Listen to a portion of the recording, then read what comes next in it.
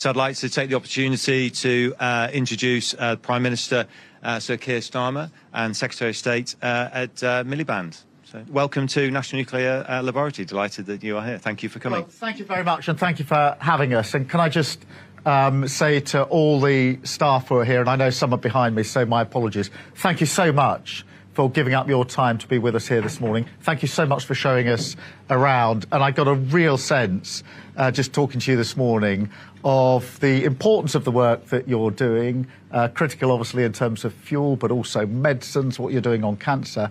And from you, a real sense of pride that you're working not just in the business, in the sector, but actually doing something incredibly important for the country. And as we go towards clean power, you're going to be just more and more important. So thank you. And it's fantastic to have that uplifting sense of purpose and pride that you have. And you should, because you're doing a really brilliant job on behalf of your country. And that really fits with what we have to say today, because we in the UK used to be leaders when it came to nuclear. The first in 1956, the first nuclear power station, and then, if you can believe it, 21 reactors in less than 10 years. That is an incredible part of our history as a nuclear nation. My frustration, and possibly yours, is that that all then slowed down in the last 15 years or so. It's ground almost to a halt with this sense that nuclear isn't even part of the mix for the future. And I think we've lost opportunities there. I think it's cost us as a nation. And that's what we're turning around.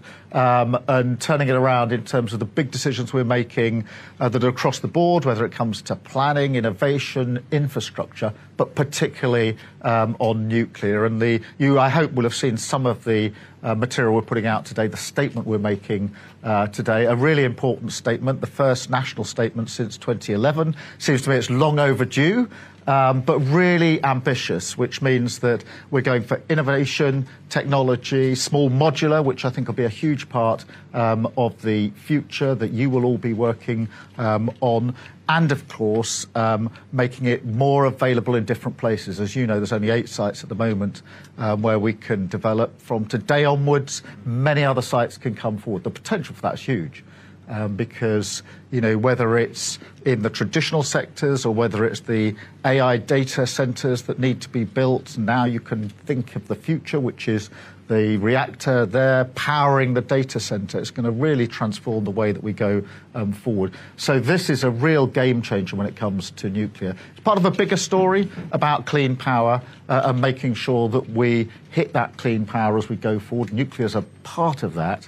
And what that gives us, of course, hugely importantly, is lower bills, stability, because if we push on what you're doing within your sector, it means that we're in control of our energy. It's not subject to international volatility, and Putin can't put his boot on our throat. So I just elevated what you're doing beyond the national to the international here, but that's how important it is, and it's part of our determination to push our country forward. We were a leader in nuclear. I'm determined we're going to be a leader again, and today is a huge step forward. We're now going to take some questions from you. So over to you. Ed and I will do them together. Ask them about your sector or ask them about anything. We're accountable to you, so you're perfectly entitled to use this opportunity to lob in anything that you want to ask us about anything. If it's about your sector, of course, or about the announcement today, fantastic. But if you also want to ask something else, don't feel inhibited. We want to hear from you. We're going to try and do this to bring in those that are behind us as well. But do we have a first question from someone, anyone? Yep. Yep, Josh Whitworth, UK NNL Prospect Branch Chair. My question is, in light of today's announcement, will we expect to see nuclear prioritised in the spending review? Yes, we've already made it clear. I mean, Ed will want this.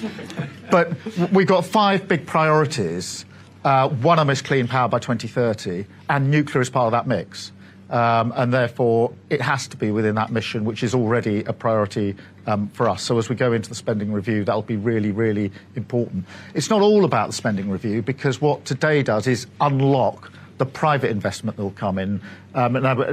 You know, there are obvious places. There's the nuclear side for the investment to come in, but there's also the AI side, because a lot of AI, you know, big players are looking to say, well, how can I get my data centre set up? They're worried that they haven't got the power to sit alongside it. So they're also wanting to look at this and say, how does that allow us to do bigger investment into the UK as well? And I think bringing that money in, creating the jobs of the future is very much part of what we're doing. Ed, you probably want to make a pitch. Yeah, maybe not make a pitch here, but the one thing that I would add is I think the Chancellor showed her commitment to this in the allocation she made for Sizewell in the budget. It's something that she sees as absolutely fundamental, not just to energy security, but also her plans for economic growth. Yeah. So it means a lot more work for you, I'm afraid, as we go forward here. Let's go to another question, somewhere, anywhere. Yes, I saw the young lady here. Hello, good afternoon. I'm Annie, I'm a project manager. So my question to you is, what will the government do to diversify the sector by promoting STEM within schools? Ed, do you want to start on that? Because I just need Yeah. Look, it's a really good question. Can I ask you a question? How did you get into this sector? I used to be a science teacher, but I have a background in STEM, personally. And look, I think part of this is about what happens in schools, but I think part of it is about what government does to champion this sector and show what it can do.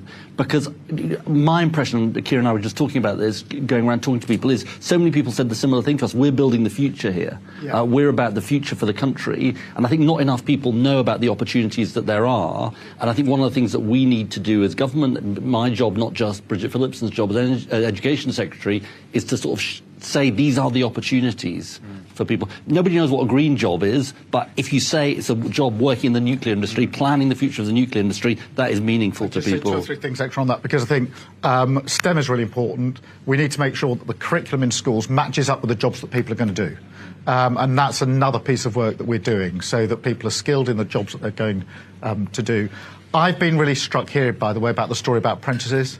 Because, I mean, you know this stat, but it really is an incredible stat, and particularly uplifting for the apprentices in the room, which is 30% of the workforce here, as I understand it, are apprentices, or were apprentices, and 50% of the executive team were apprentices, which just shows you the power of going through that route. So I think that's something to be championed. The last thing I'd say, and this is on all of you, get into your schools, get into your colleges, right. Because you know, children, young people can't aspire to do something if they don't know what it is. And if you go to them or bring them in here, if they saw what we've seen this morning about what you're doing, they would say, I think I want to do that because I want to work in that sector. And so the biggest thing you can do is to inspire them, is sort of open the doors and let them see what you're doing. I did see a hand over here somewhere.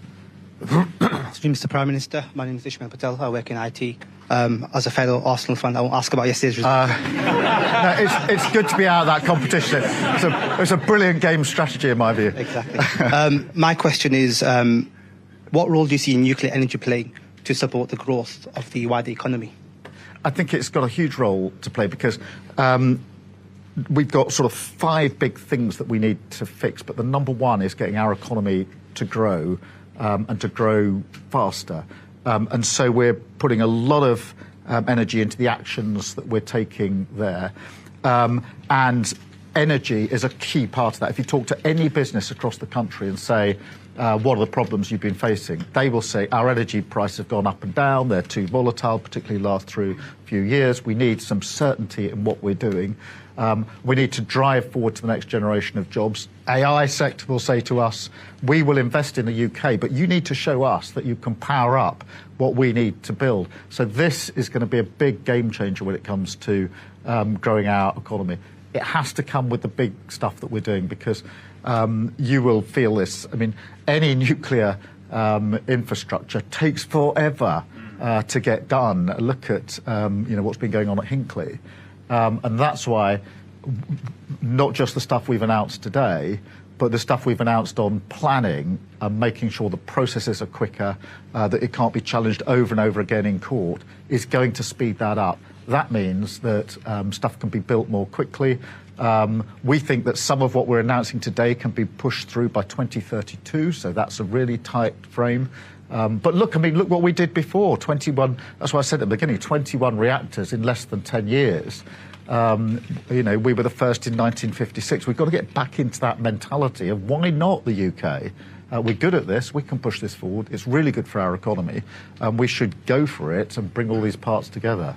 Ed, over to you. Just one other thing quickly to add, which is we're entering an age of electricity. We know electricity demand is going to double by 2050 or more than double by 20. We need all of this technology. We need nuclear, we need renewables, we need carbon capture and storage, we need hydrogen. All of these things are absolutely essential, and nuclear has a really, really important part to play.